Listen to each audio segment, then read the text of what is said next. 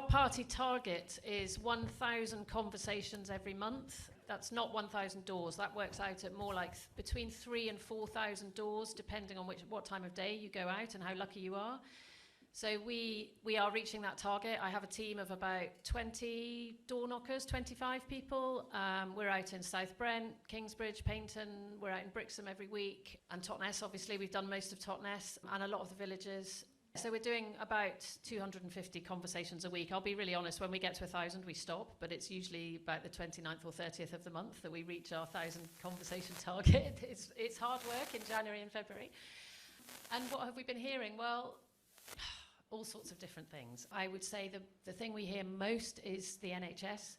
So people who are waiting for elective surgery, like hip replacements and knee replacements, people who are waiting for diagnostic appointments, worried about how long it's going to take before they get a diagnosis.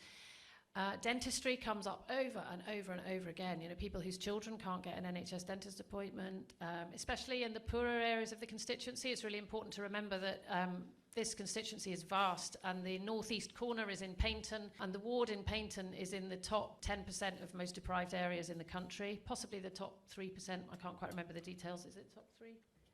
Possibly, yeah. Really, really deprived area. And when you're asking families to pay £100 or £200 for their kids to have their teeth seen to, you know, they just don't have the money. So we hear a lot about that. A lot of business owners are struggling to get staff, especially hospitality, catering, care businesses, because of the lack of housing. So housing is a very, very big topic in lots of different ways. The standard of social housing, the availability of housing, the fact that there's nothing to rent. And just lastly, I'll be very brief, I do sometimes hear people talk about Brexit still, which is interesting.